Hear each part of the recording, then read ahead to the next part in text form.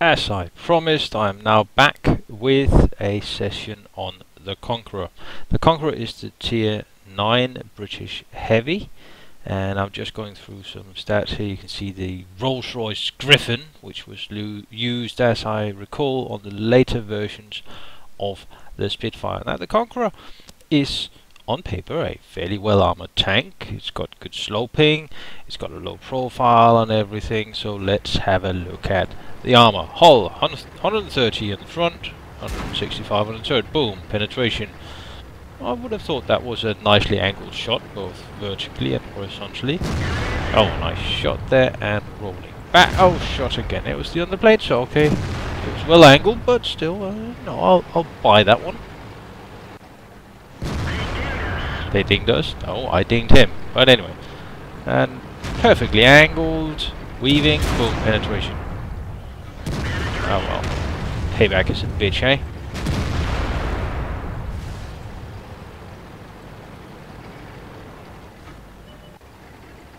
Here we go. Sneaking up. Very, very sneaky. Ninja sneaky. What I don't know is there's a T-28 prototype lurking behind that rock. Ow! Penetration again in the turret. So, in summary, you have no armor. Everything goes straight through you. Now let's talk about the gun. 120mm. Decent damage. No more than decent. Slightly below average. Penetration, not great. It's okay. But as you can see on this clip here, it's not really enough to fight at 400 meters against a heavily armored target like the M110E4. Or is it the E3? I forget. The naming convention in American is just rubbish.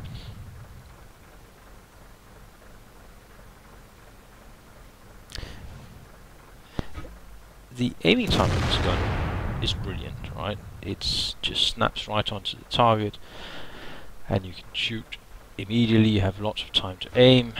The dispersion is pretty good. I'd say 90% of the shots land within half the size of my aiming circle. So, but I'm just getting off some unlucky ones here. And in the end, as you can see, I've switched to the armor piercing, the gold ammo. Unlike the Centurion Top Gun, the Conqueror Top Gun has APCR instead of HESH, so it's just uranium depleted arrow shots, really.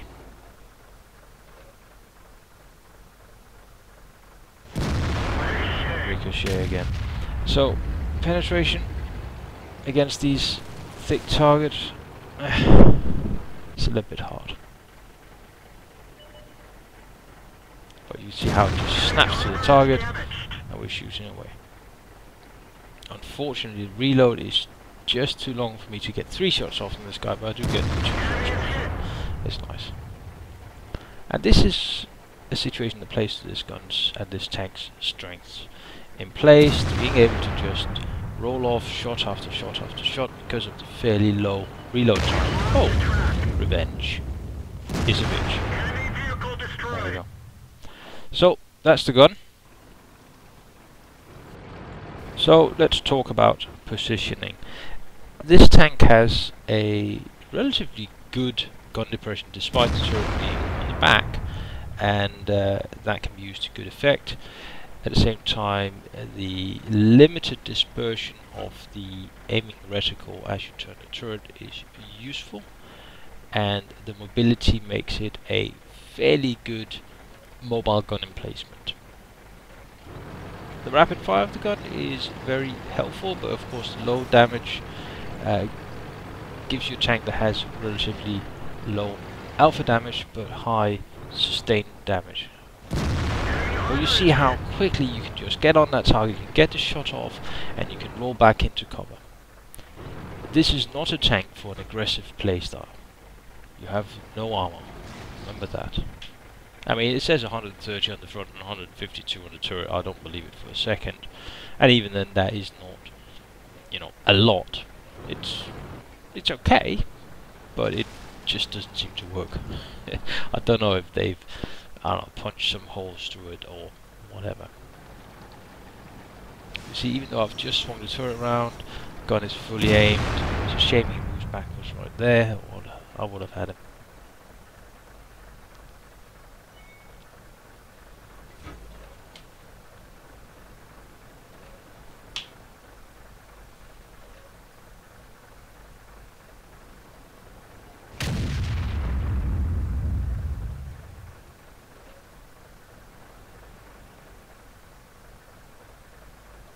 I was hoping for that guy to go forward, but instead we didn't even scratch this, whatever it is, T-54 or stuff. And this is the problem. The gun is good, but the penetration just seems to be lacking unless you shoot in gold, which I'm too cheap to do. I very, very rarely use gold.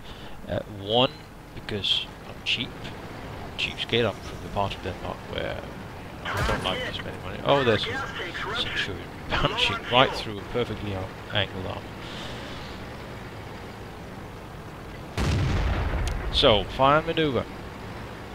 Now this tank is relatively quick to turn, relatively good acceleration, at top speed, which means that you need to be thinking a bit like a firefighting brigade. You go to where trouble are, you take up a supporting position behind your friends and you start dishing out some damage, and your damage per minute is quite decent given the rate of fire on the gun. And of course the gun depression allows you to take positions that most heavy tanks would be unable to take. If he'd continued forward as I was hoping he would, that would have caught him right in the kisser. Unfortunately he didn't. But you see, I was down the south side, I saw the pressure coming on the north side, I switched up, and in the end actually we won this game, mainly due to that. We're behind by the 3 tanks, as you can see, and in the end we actually end up winning it, we getting 4 kills, 5 kills or something like that. Simply because of the ability of this tank to change position. Go up, you take the shot, you roll back down, find a new position, and so on and so forth.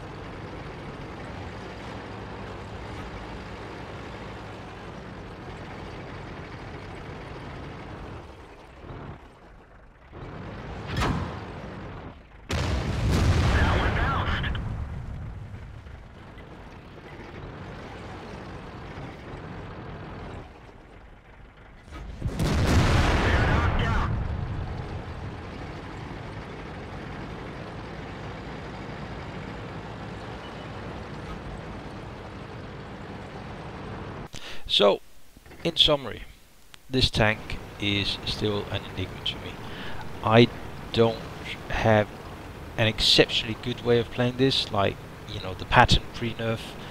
I knew exactly how to play that. I was really good at it. The bat chat pre-nerf, I guess everyone was good at playing that. The rain pre-nerf, I still have an 80% win rate with that thing.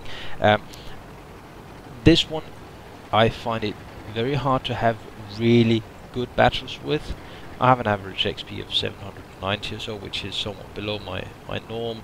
The average damage is not great. My win rate is only 48%, but then it's only 48 battles. I tend to hit the 50% mark around 100 battles.